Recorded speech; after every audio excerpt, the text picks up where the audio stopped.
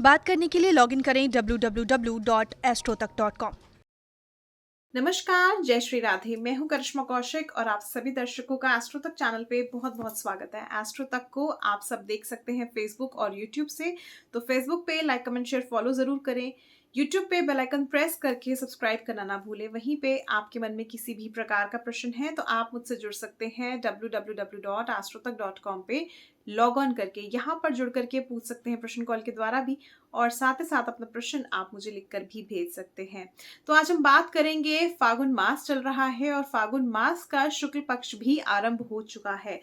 फागुन मास के शुक्ल पक्ष की पूर्णिमा तिथि पर, यानी वर्ष का जो हिंदू कैलेंडर के अनुसार अंतिम दिन होता है फागुन पूर्णिमा तिथि, उस तिथि पर मनाया जाता है होली का पर्व। अब वहीं पे रंगों भरा त्योहार इस महीने होता है और ये महीना उतना ही खास होता है जितने की सभी महीने खास होते हैं। जितना कार्तिक महीना महत्वपूर्ण होता है उतना ही महीना फागुन मास भी खास होता है। इसके साथ साथ इस महीने में अगर देखा जाए तो इस वर्ष जो है फागुन मास के शुक्ल पक्ष की अष्टमी तिथि से आरंभ हो रहा है होलाष्टक, यानी होली से 8 दिन पूर्व का समय।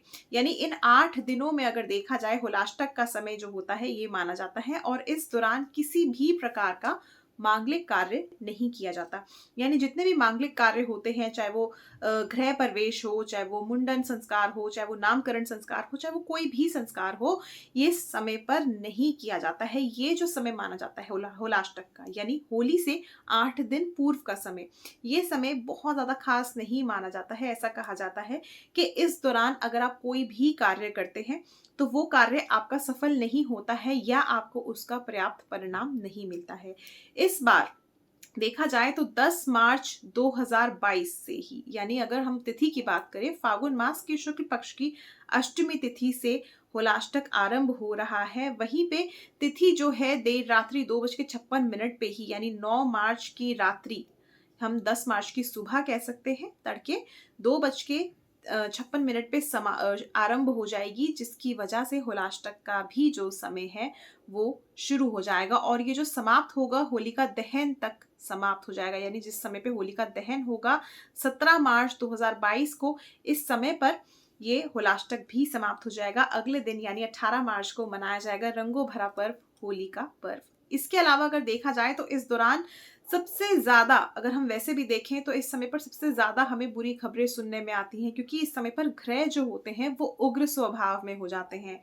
जो ग्रह दुष्प्रभाव देते हैं, जो क्रूर ग्रह हैं, जैसे मंगल है, शनि है, राहु है, केतु है, ये सभी ग्रह और बाकी ग्रह भी उग्र स्वभाव के हो जाते हैं। इसीलिए इनका प्रभाव भी ज्यादा से ज्यादा पड़ता है। यानी जो ग्रह दुष्प्रभाव दे रहे हैं वो उग्र होकर के और भी ज्यादा दुष्प्रभाव देते हैं, जिस वजह से हमें होली के आसपास बहुत सारी घटनाएं सुनने में मिलती हैं। इसीलिए इस दौरान जो है अपने आप पर संयम रखना चाहिए, अपने क्रोध पर नियंत्रण रखना चाहिए, अपनी वाणी पे नियंत्रण रखना चाहिए।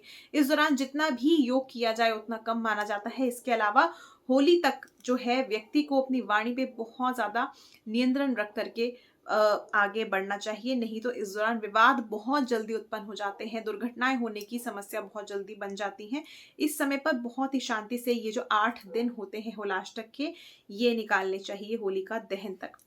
अगले दिन जो है आप लोग खुशियों से होली मनाएं।